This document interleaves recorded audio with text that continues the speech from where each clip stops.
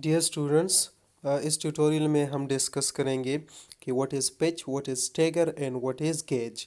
And इसमें हम ये भी डिस्कस करेंगे कि अगर हमारे पास जो फेलेवर प्लेन है वो एक लाइन में ना हो या सारे फेलेवर प्लेन सेम ना हो तो फिर हम नेट एरिया को कैसे कैलकुलेट कर सकते हैं। ठीक है।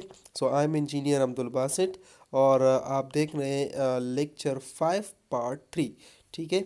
सो यहाँ पे हमारे पास the first thing is what is pitch. ठीक है। तो ये जो पी लिखा हुआ है दिस शोज द पिच। ठीक है। पिच हमारे पास होता क्या है, डिफिनीशन इसकी कैसे करते हैं, that the centre to centre distance between two adjacent hole of the same line. ठीक है। सेम लाइन का मतलब ये एक लाइन, सॉरी, ये हमारे पास एक लाइन है और दूसरा ये लाइन है। ठीक है जनाब। तो अब इस एक लाइन में हमारे पास जो बोर्ड्स आ रहे हैं वो ये है और ये है। इन दोनों बोर्ड्स के दरमियान जो फासला है इसको हम क्या कहते हैं, पिच कहते हैं। ठीक है जनाब। अगर आपको कोई कहते हैं कि दूसरे लाइन में हमारे पास पिच कौन सा होगा, so this and this, these are the two boards, इनके दरमियान जो डिस्टेंस है this is called pitch. Similarly ये भी हमारे पास पिच है। अगेन अगर आप यहाँ से देखेंगे, the distance between the centre of this hole to this hole, this is also called pitch, इसको भी हम पिच कह सकते हैं।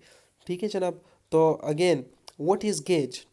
गेज हमारे पास the vertical distance, the vertical distance between two adjacent boards of the opposite lines. ठीक है।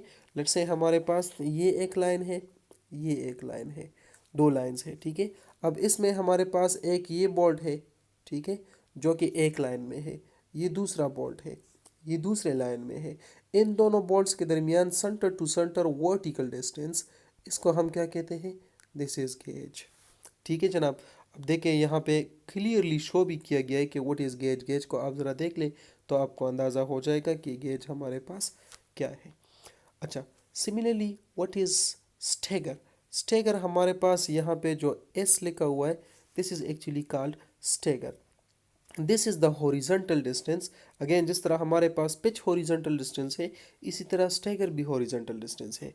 And this is the horizontal distance between the centre of the one bolt in one line to the center of the other bolt adjacent bolt in the other line। ठीक है। अब ये देखिए हमारे पास एक ये बोल्ट है, एक ये बोल्ट है, दोनों हमारे पास एडजेसेंट है लेकिन अपोजिट लाइन में है। एक अपने लाइन में है, दूसरा अपने लाइन में है। इन दोनों के दरमियान जो हॉरिजॉन्टल डिस्टेंस है तो वो ऐसे मैयर होगा यहाँ से लेकर यहाँ तक। ठीक है जनाब। तो ये जो हमारे पास डिस्टेंस है this is actually called stagger. अब देखिए एरो से आपको क्लियरली नज़र आ रहा है। ठीक है। दिस एरो शोज कि हमारे पास centre to centre distance of the two balls है but of the opposite line. ठीक है। और पिच हमारे पास क्या है, centre to centre distance of the two adjacent balls of the same line, not opposite line. ठीक है जनाब। इनकी डिफिनीशंस आपके पास मौजूद है। ठीक है। Here you can see. ठीक है। The centre to centre distance of the fastener along the longitudinal axis of the member is called pitch. ठीक है। और इसको हम पी से डिनोट करते हैं, सेम वही चीज़ है। Now gauge is the centre to centre distance between the fasteners along the transverse direction is called gauge, और इसको हम जी से डिनोट करते हैं। एंड सिमिलरली हमारे पास स्टेगर क्या है, the longitudinal distance between to nearest rivets laying in two adjacent layers of rivets is called stagger। ठीक है। और इसको हम एस से डिनोट करते हैं। तो आई रिकमेंड कि आप अपने लिए ये एक क्लियर डायग्राम बना लें और इस पे एक एक को मेंशन कर ले, सो ये आपको फिर याद रहेगा। ठीक है। नाउ इन ही स्टेगर्स पिच और गेज को हम यूज़ करके एक नया फार्मूला डिराइव कर रहे हैं for the flavour play for the different flavour plans. ठीक है। लेट्स से हमारे पास ये एक फार्मूला है जो हम ये फार्मूला है जो हम डिराइव करेंगे। So before coming to this formula, ये जो हमारे पास है, ठीक है, मैं आपको ज़रा एग्जिस्टिंग वैल्यूज़ तो बता दूं कि जो हमारे पास LRFD डिज़ाइन एड में गिवन है। देखिए ये हमारे पास एक एंगल सेक्शन है और इसके लिए जो गेज की वैल्यूज़ है वो ऑलरेडी हमारे पास मौजूद है। ठीक है। G1 G2 वो क्या है, देखिए ये क्या शो कर रहा है, ये ब्लू में जो यहाँ पे है, यहाँ पे है, यहाँ पे है, ये बोल्ट्स को शो कर रहे हैं। ठीक है, अब देखिए ये डायग्राम क्या में क्या शो कर रहा है, the this is the length of the leg, ठीक है, इन मिलीमीटर। ठीक है, तो अगर हमारे पास 203 लेंथ है लेग की, ठीक है, इन मिलीमीटर, तो फिर हमारे पास गेज कितने हो सकते हैं? सो 114 in one direction, 76 ठीक है, in other in other directions, and between the bolts and bolts के दरमियान में और बोल्ट से लेकर कॉर्नर तक। ठीक है, ये हमारे पास G1 और G2 हो सकते हैं। सिमिलरली 178 के लिए अपनी वैल्यूज़ है, 152 के लिए अपनी। तो ये हमारे पास LRFD मैनुअल में पहले से गिवन है। ठीक है, सिमिलरली चैनल सेक्शन में हमारे पास क्या पॉसिबिलिटीज़ हो सकती है? सो यू कैन सी कि हमारे पास BF, ठीक है, you can say breadth of the flange. So breadth of the flange mean यहाँ से लेकर यहाँ तक का distance, this is called breadth of the flange. ठीक है, तो ये ब्रेथ ऑफ द फ्लेंज अगर हमारे पास 46 से कम होगा तो गेज हम कितना रख सकते हैं? 25। ये गेज ये कितना रख सकते हैं? 25। अगर 46 से 51 तक हो तो 29 रख सकते हैं। 52 से 62 तक हो तो हम कितना रख सकते हैं? 33 रख सकते हैं। This this is BF and similarly this is also BF। तो आपने कंफ्यूज नहीं होना कि मैं ऊपर ड्रा कर रहा हूँ नीचे की क्यों शो कर रहा हूँ। ठीक है, दिस इज़ आल्सो BF, इसको भी हम BF कहते हैं। ठीक है, क्योंकि दोनों हमारे पास सेम है, ये फ्लेंज और ये फ्लेंज दोनों सेम है। ठीक है, अच्छा, अगर हमारे पास डायमीटर की सॉरी डेप्थ की अगर आप बात करें, ठीक है, let's say we are not talking about the flange, हम फ्लेंज की बात नहीं कर रहे, we are talking about the web. ठीक है, इसकी बात कर रहे हैं।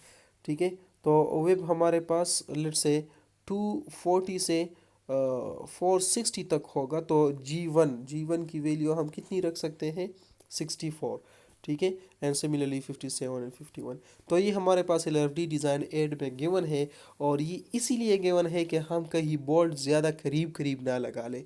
अगर ज़्यादा करीब करीब लगाएंगे तो ये फेल हो जाएगा, और ऐसा भी ना हो कि हम इसको करीब करीब लगा सकते हैं, हमारे पास पॉसिबिलिटी है, लेकिन हम इतने डर जाए कि हम इसको करीब करीब ना लगाए और दूर दूर लगाए।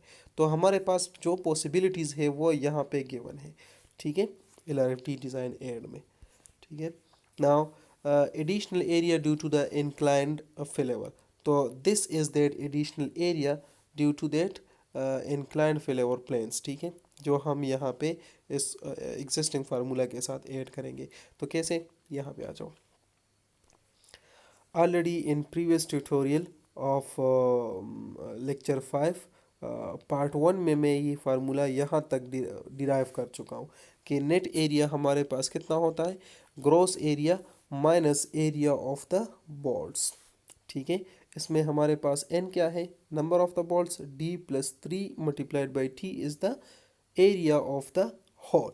ठीक है, अब इसके बाद ये हमारे पास क्या चीज़ है? So this is that extra area जो हम इसके साथ जमा करेंगे और ग्रॉस एरिया से माइनस करेंगे। तो मतलब ये हुआ कि फेलेवर प्लेन हमारे पास थोड़ा और रिस्की हो जाएगा, और इस ग्रॉस एरिया से हमें एक और एक्स्ट्रा टर्म भी माइनस करना पड़ेगा, और वो टर्म क्या है? Summation S square divide by 4g multiplied by T. ठीक है, अब समेशन का क्या मतलब?